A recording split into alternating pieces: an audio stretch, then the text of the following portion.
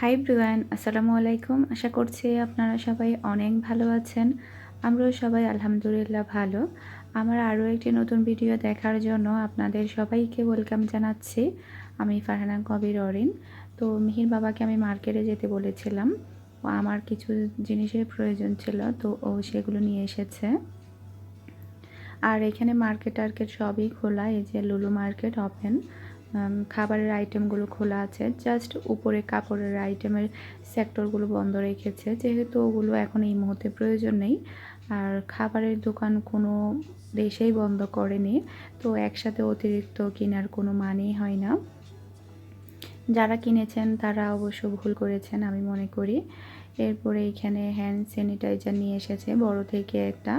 এমনিতে আমার বাসায় ছোট ছোট আছে কয়েকটা, তো মেয়ের বাবাকে বলেছে যে একটা বড় থেকে নিয়ে আসো, এক জায়গায় রাখলে সবার চোখে পড়বে, তখন সবাই হাত ক্লিন করতে পারবে। আর ছোটোগুলো তো ব্যাগে ব্যাগে থাকে, বাইরে যাওয়ার সময় আমরা নিতে পারবো, তাই ও একটা বড় থেকে নিয়ে এসেছে। আর এখানে নিয়ে এসেছে হ্যান্ড ওয়াশ 3টা, 2টা বাথরুমের জন্য থাকবে, একটা কিচেনের জন্য থাকবে। এমনিতে আমার আছে, ওগুলো প্রায় শেষের দিকে, সেজন্য বলেছি নিয়ে আসার জন্য। তারপরে কিছু মাছ নিয়ে এসেছে এখানে। তো সবে মেহেরাজ, যেহেতু আমি বলেছি রোজা রাখবো, তুমি কিছু মাছ নিয়ে এসো, তাই ও কিছু মাছ নিয়ে এসেছে এখানে।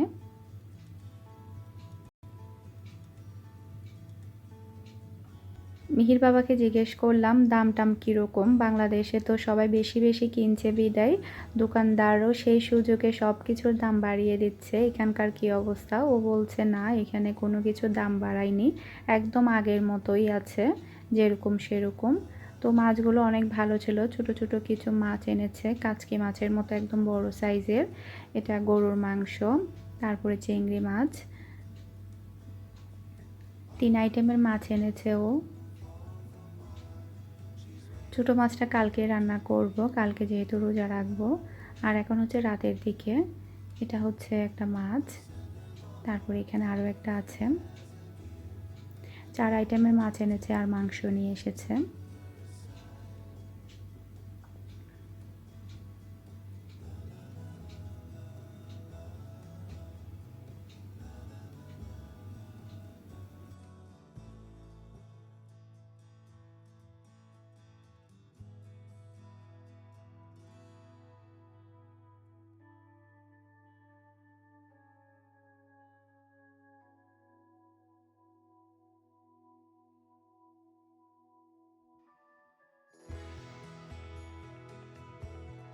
তারপরে ও এখানে একটা স্প্রে এনেছে ওর জন্য, ও যখন বাহিরে থেকে আসে তখন ও কাপড় চোপড়ে যাতে স্প্রে করতে পারে, এরকম একটা স্প্রে আপনাদের বাসায়ও রাখতে পারেন। যখন বাহিরে থেকে কেউ আসে তখন আপনারা স্প্রে করতে পারেন, জীবাণুমুক্ত হয়ে যায়।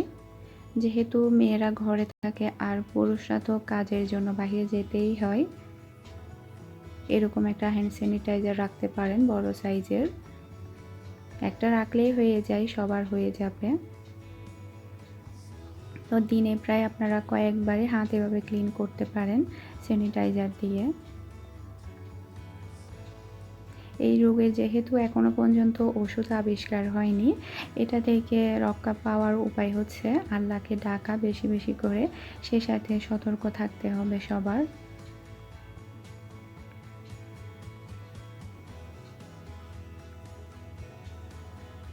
আপনারা চাইলে এই টাইপের কিছু জিনিস কিনে রাখতে পারেন অল্প করে। এখানে মিহির জন্য কয়েক আইটেমের কিছু বিস্কিট এনেছে। মিহি এই টাইপের বিস্কিটগুলোই সবচাইতে বেশি পছন্দ করে। মিহির বিস্কিট অবশ্য আছে বাসায়, ওর হয়তোবা মনে ছিল না, হয়তোবা চিন্তা করেছে সে হয়তোবা শেষের দিকে আবার আনতে হবে, সেজন্য যখন গিয়েছে নিয়ে এসেছে। মিহির বিস্কিট অলরেডি যথেষ্ট পরিমাণের আছে, তারপরও নিয়ে এসেছে। মিহি দেখা যায় ভাত খেতে চায় না, একটু পরপর ওরিও বিস্কিট খাবে, গুড ডে বিস্কিট খাবে, এটা খাবে সেটা খাবে। বাচ্চাদের এই একটা অবস্থা, সেজন্য এগুলো এনে রাখতে হয়। আর এখান থেকে একটা বিস্কিটও আমি কিংবা মিহির বাবা খাই না, শুধু এগুলো মিহিই খাই, আমার কাছে ভালোই লাগে না এগুলো।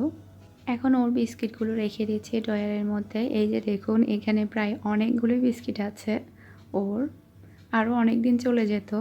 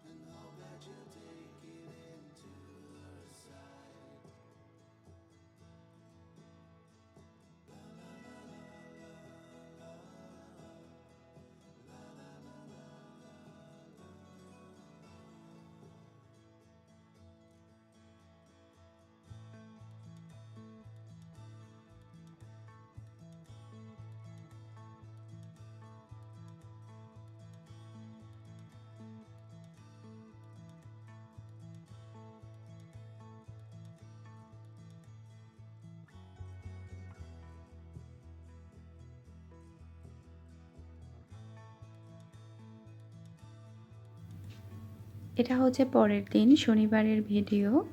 তো আজকে যেহেতু আমি রাতে রোজা রাখবো, ভাত খাবো, সেজন্য আমি এখন দুপুরে রান্নাটা করে নিচ্ছি একেবারে রাতের জন্য সহ। খুব বেশি কিছু রান্না করব না, জাস্ট কালকে রাতে যে মাছগুলো এনেছিল ছোট মাছ, সেগুলো আমি টমেটো দিয়ে ভুনা করব, এরপরে সবজি ফ্রাই করব, এটাতেই আমাদের হয়ে যাবে। আর বিপদের সময় একটু কম খেলেও সমস্যা নেই, মানুষ মরে যাবে না।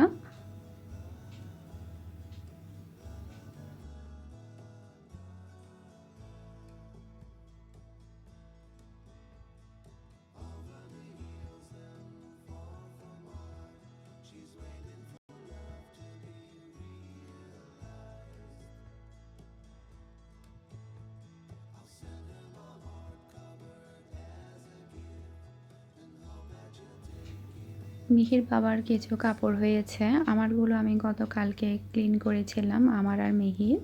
তো মিহির বাবারগুলো যেহেতু আলাদা ক্লিন করি, সেই জন্য ওরগুলো আজকে ক্লিন করছি। তো সেগুলো আমি মেশিনে দিয়ে দিচ্ছি, সেই সাথে বাকি কাজগুলো টুকিটাকি সেরে নিচ্ছি।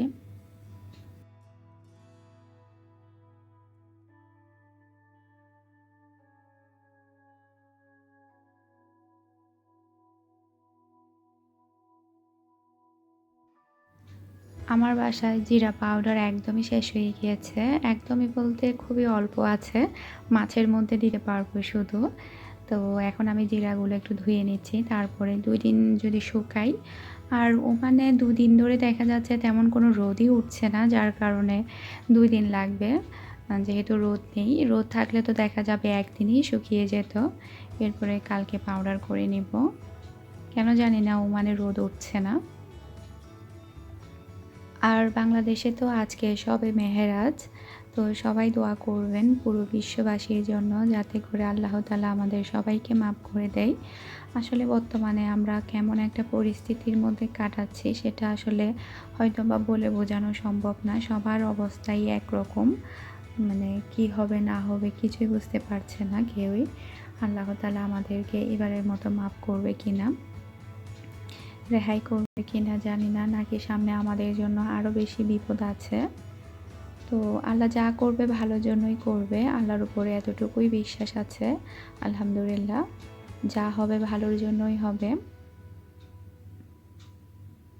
আসলে সত্য কথা কি, যতই মনটাকে একটু বোঝানোর চেষ্টা করি না কেন, কিছুই ভালো লাগে না। মনের ভিতরে কেমন যেন একটা অস্থিরতা অস্থিরতা কাজ করে, মানে জানি না কেন এরকম লাগছে, বুঝতে পারছি না।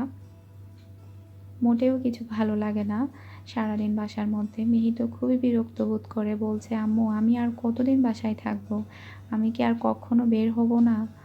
মিহি তো এরকম বলছে, আর আমার কাছেও ভালো লাগে না, কেমন যেন লাগছে সব কিছুই, অন্যরকম একটা পরিবেশ।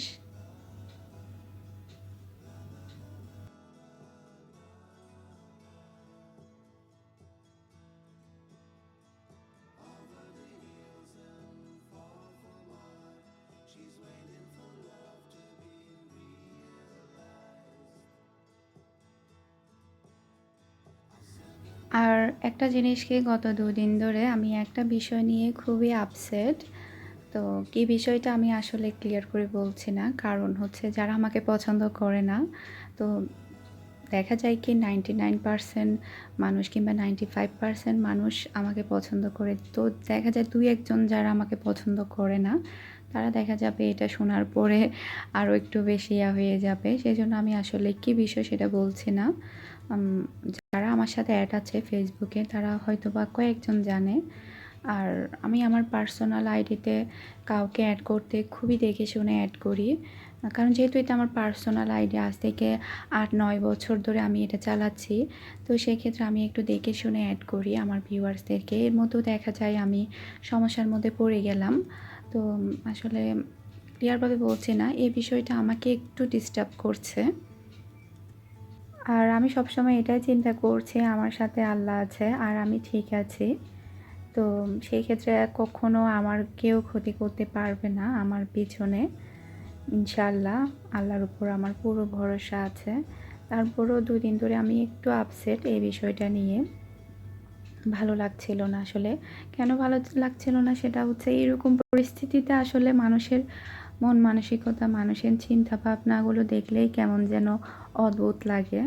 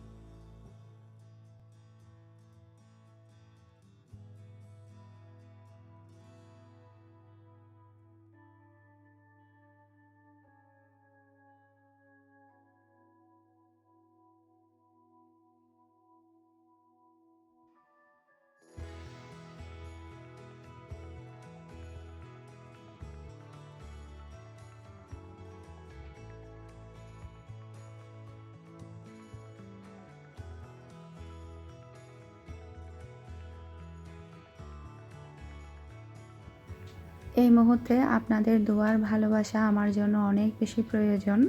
আপনারা সবাই আমার জন্য দোয়া করবেন যাতে আমি আমার পরিবারকে নিয়ে সবসময় ভালো থাকতে পারি। কেউ যাতে ক্ষতি করতে না পারে, কেউ যাতে আমাদের নাম খারাপ করতে না পারে।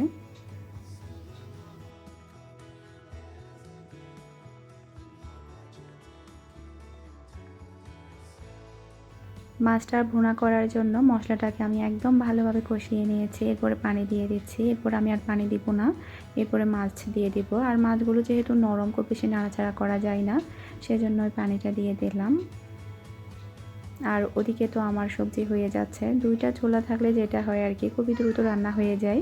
এতদিন রান্না করতে আমার অনেক টাইম লাগতো, ভালোই লাগতো না রান্না করতে।